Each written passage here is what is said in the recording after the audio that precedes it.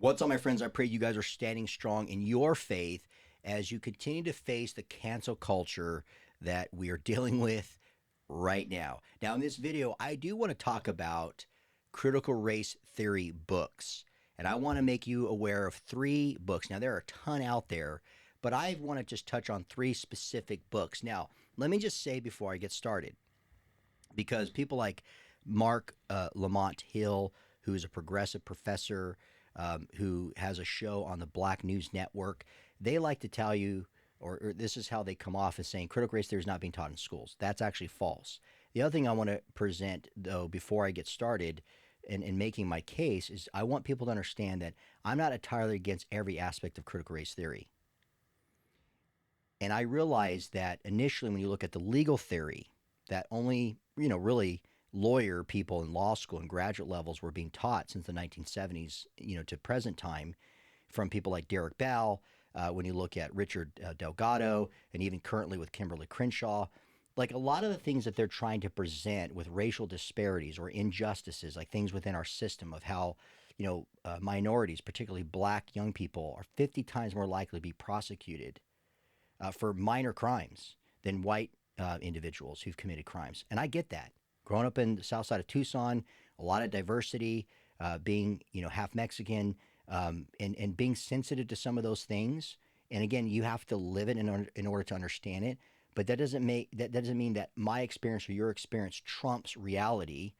But we do have to hear one story. So I'm not going against that aspect, if you will, of the legal theory or some aspects of critical race theory. What I want to do in this video is I want to address 3 books and why they're dangerous and why you need to know about them. Because what we're seeing is CRT is being taught in the public schools. We are seeing more of the curricula within the public schools. And recently, the National Education Association, they try to pass, a policy to where all of their teachers that they're part of their union, that's the largest union, by the way, in America, is required to not only get anti-racism training, but that in their curricula, they want them to be teaching CRT. And again, on face value, you're thinking, well, isn't that good because they're teaching people to be anti-racist? But that's what I want to kind of uncover with you guys in this video. That's not as subtle. The way they're doing, I should say, is pretty subtle, but it's not what you think. And I'm going to expose that in these 3 books. So the first one that I want to address to you that you need to be made aware of, and again, another thing, let me just pause and say this to some of the critics out there already. I'm not saying that CRT is being taught in every school and it's entirely bad. So let's just, get that out of the way, because some people, no matter what you try to say about CRT, the moment you have concerns about it, they're automatically assuming that I'm a racist, or that you're a racist. And so again, being half white, I guess I'm half racist, according to some of the standards of CRT or how they group you. And so that's just complete nonsense. So I just want to make that clear. The concerns that I have is, for example, the first book. If you in fact have a child in public school that's in elementary, as you can tell by this cover, there's a chance that they have been read this book, okay, or been required reading for parents to read at home or something like that. And the concern with this book, Woke Baby, by Mahogany Brown, is that the couple, the parents of this child, go in and see her in her crib, and she's awake, so like literally not sleeping. So she's wide awake, but she does a play on words. It says not only is she awake, she's woke. And what is she woke about? Well, as a baby, in this book, being taught to elementary kids in some public schools, and again, this is why some legislators in certain states are taking issue to this kind of stuff, because this baby has become woke in her crib by knowing that gender is a social construct. That's the problem, because gender is not something that you determine. It's not something that's been assigned and then you can change it and that's your reality, that we determine our sexual orientation. We are male or female. You're either born a male or you're born a female. And anytime you have these genderisms and binarianism, that's being narrow-minded. and you're restricting people, and there's 50 to 70 some odd pronouns that you can be using, or gender identifications that you can be labeling people, or they could be labeling themselves, and we have to be accepting of that and not restricting people and just putting them in a male or female category. So that's the concern, you guys, through a critical race theory lens, is that we have to be teaching even toddlers, babies, if you will, about how to be woke, about gender being a social construct. So that's the danger, and this is why parents should be concerned, because essentially what you're just telling your kids is, at school, without the permission of the parents, is that there are not just two genders. Gender is a social construct, and you get to decide when you're ready for that. And of course, a public school will help you figure that out quicker than later. That's the problem. The second book is not my idea. Now, the basis of this book, and you could go on YouTube and you can click videos and check it out, but the basis of this book is that the main character, who's a white young girl, basically has racist parents. And they're racist. How do we know this? Because they're white. And they're not being truthful to their daughter about color. Now, I would honestly tell you, I've said this before on my channel, that when people say I'm colorblind, I don't see color, that is wrong. Okay, I'm not saying that person's a racist. I'm saying that person's not informed or not fully understanding how that can be offensive and why that's actually not even biblical, because God has made us unique and has diversified us in shapes and sizes and color. It's a beautiful thing, right? So it's not just that they don't see color. They're just not being truthful to their kid. And in one sense, that this child, this main character, is encountering like a figure, kind of like a demonic figure, like making a contract of whiteness and identifying that my whiteness is wrong. And so I want to be liberated. I want to be enlightened. And in one part of the book, it says racism is a white person's problem, and we were all caught up in it. And I'm going to show you a video, a quick little video of somebody reading a portion of this book on YouTube. Another phrase that is really alarming is that white people mess endlessly with the lives of your friends, neighbors, loved ones, and all fellow humans of color for the purpose of profit. So it essentially is white people just have always taken advantage of people of color. Now, that's just not true. Are there racists in the world? Yes. Are they all white? No. The reality is, just because you have more melanin, you have a darker skin tone, does not mean that you will never be racist, that it's impossible, and that you're always for anti-racism. That is not true, and this is what they're being taught. This is what kids are being taught in some public schools. And if we don't confront this, then more kids are going to be raised in a generation that if you are a lighter color than someone else, you're the oppressor. And you guys, that's just not, a way in which we are to raise children properly as they are being fashioned to know right from wrong. The other thing about the book that's very dangerous, that we have to be made aware of, and why a lot of people are protesting against this kind of stuff, this form of CRT, that, okay, you can say it has been hijacked from the legal theory aspect, okay, is that the book promotes collective guilt by teaching kids to place themselves in categories based on their whiteness, based on power as they've oppressed people, and their privileges. So look around. Instead of being blessed with what you have, you say you need to be guilty of what you have because you have more than somebody else because you stole it from them. And they don't have what you have because your ancestors stole from them because they used them. They're all slaves. So it's almost implying that all white people were part of the oppression, and they achieved success off the backs of people of darker skin color. Now, Not My Idea teaches also that white kids, they actually perpetuate systemic racism. So the reason why we still face racism is because white people exist. And until they recognize that and we discriminate against their white privilege, racism will still exist. And in order to basically bleach it out, okay, to bring reform, it's not just discriminating against their discrimination. It's teaching them to be anti-racist by getting them out of one category and putting them in another category where they're no longer the oppressed. Well, who's doing that? Who justifies those type of actions? What type of justice is that in the end? And that's the problem, you guys. And the reason why they're saying that white people continue to perpetuate racism, systemic racism, is because, again, at the heart of it, they are inherently racist. So it's quite clear that the book's intention is to make white kids aware that they're being raised by racists. So that's why, you guys, and we have to see it for what it is, why parents are upset about this thing, because the schools where they're sending their kids as taxpayers are telling them that your parents are racist. And lastly, another dangerous ideology, before I show you a little clip about this book, is this notion that the moral value that we derive from is based on a person's skin color. So again, as a white person, you have less moral value because you're the oppressor. You've done evil, so you're an evil person.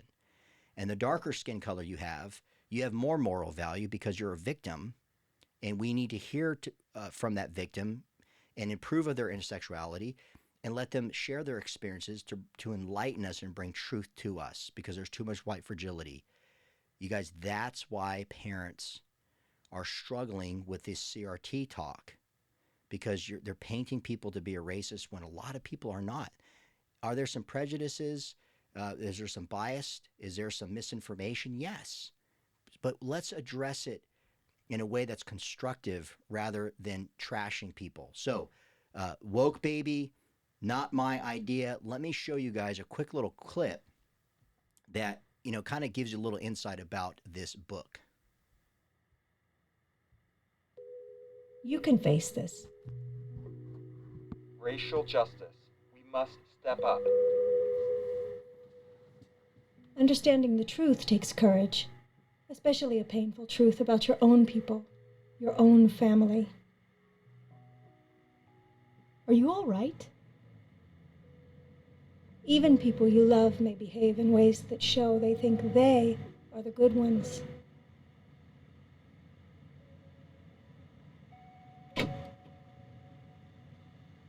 Racism was not your idea. You don't need to defend it. You can bring your curiosity to learn about it and see that it's true. I'll be over here if you need me, okay? So look at what Our she shared reads here. history. In the United States of America, white people have committed outrageous crimes against black people for 400 years. All along, every step of the way, people who love justice and love each other have been fighting back. Now, again, there's so much more that I can present in this book. But again, notice, yes, are there some aspects that we have to be concerned about, that white people did bring slaves and treated black people wrong? Absolutely. Okay. And we're not to hide that. That is a part of our history, but it's not the totality of our history. And again, they're implying, again, if you're white, you're inherently a racist. And by looking at history, and this child is now learning the truth, and her parents have been preventing her from knowing the truth. And so she's getting educated now. And then she's going to be, later in the book, she gets upset with her parents. So now there's like this rebellion, because if you're not really truthfully telling your kids that all white people are racist and we've oppressed black people, then you're really not telling them what has really occurred in history. And you guys, that's just not the case. And a lot of my black friends and brown friends and yellow friends, however you want to label people based on their skin color, they're not buying it entirely. They're being forced to believe something that is not true. So again, if we love our children, we don't lie to them. We tell them the truth, even though it hurts. And so, yes, there are times we address when people have been oppressed and when there's racial disparities, but not on the basis that if you're white, you are a racist. So those are things that we have to be very clear about. Now, the last book that I do want to present to you guys is actually what's being taught to not the kids per se, but actually to the teachers. And now this one is a huge book, came out a few years ago by Ibram Kendi, How to Be an Anti-Racist. So going back to the whole phrase of, being an anti-racist is what our agenda is. And you're thinking, that's good, because racism's bad, and I want to be against that. So I'm in, sign me up, train me. Well, what do they mean by an anti-racist? Now, the premise of Mr. Kendi's book is that racism is the default of the world. So catch that. The default of the world is racism. Again, so that's what's being perpetuated in these CRT books. And according to Mr. Kendi, You are either a racist or you are an anti-racist, and that's it. There are no alternatives. For Mr. Kendi, saying that you are not a racist isn't enough. You have to deny your racism and become an anti-racist in order to not to be a racist. And you're thinking, well, what's wrong with that? Well, this is what he says. He describes anti-racism in this way. The only remedy to past discrimination is present discrimination. And the only remedy to present discrimination is future discrimination. So discriminate against people who discriminate, and that's going to bring justice. Now, he refers to a cultural racist as one who's creating a cultural standard and imposing a cultural hierarchy among racial groups. And cultural anti-racist is one who is rejecting cultural standards and equalizing cultural differences among racial groups. Now, based on his definition of a cultural racist, that would mean that any Christian who believes or holds to a certain standard for marriage or relationships, holds to particular doctrinal beliefs, is putting themselves in a category or in a particular group, and that is a racist position. But yet, when it comes to LGBTQ issues in his book, particularly on a chapter called Behaviors, that's okay to have those particular groups and those people who identify based on their sexual orientation or certain intersectionality or the color of their skin. But as a Christian, we have no of those rights. And if we try to hold to those rights and identify ourselves in a particular group and label other people in a particular group, I'm being a racist. So you have to deny those things at the heart of it. And the problem that I have with the narrative of this book is that it runs contrary to a biblical worldview because it doesn't teach human equality. It actually doesn't. When I've looked through the book and I've studied it, he is grading people or putting value or devaluing people based on the color of their skin. Now, that doesn't mean that I throw the entire book out and think that Abram has lost his marbles, lost his mind. I think that he has developed some good information that I've even processed to understand coming from his perspective and say, you know what, I've never thought of it that way. But I'm not fooled into buying into the two categories. And that's what critical race theory does. And that's why I want you guys to be aware of that. Last thing, just check out this book, another book that I'm going to switch over to that's being taught in Minnesota. Listen to this particular book, Critical Race Theory, that's being taught in Minnesota schools.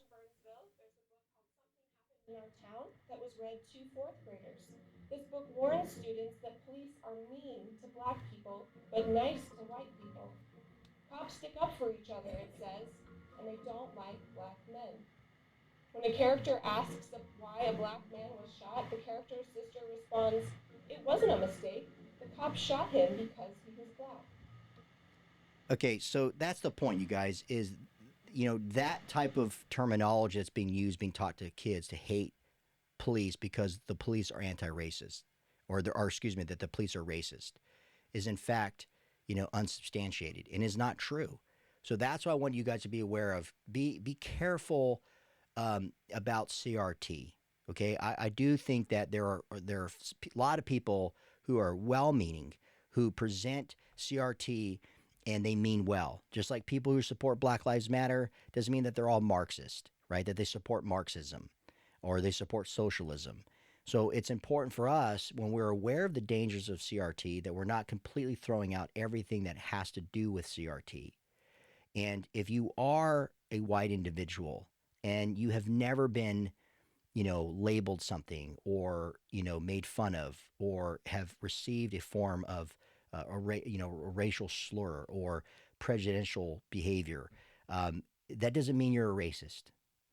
But what I'm encouraging some people to know is that, yes, at times, just like the book was showing, not my idea, and they saw, you know, a young black person with a hood on, and then she reaches over and locks the door, that, yes, there are some people who may be intimidated that way because they're not used to being around certain people, certain cultures, or certain colors.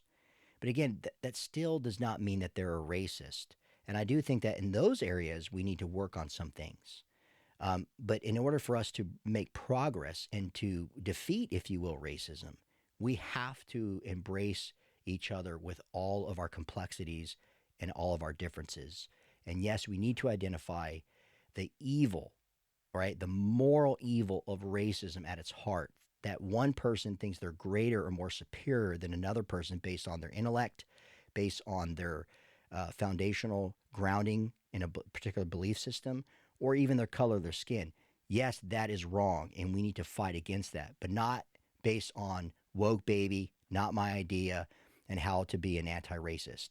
Those things are not helping in the end. And if you are aware that your kids are being taught this stuff, I pray that you will take a stand and oppose it. So thank you guys for watching. Until next time, keep standing strong, my friends.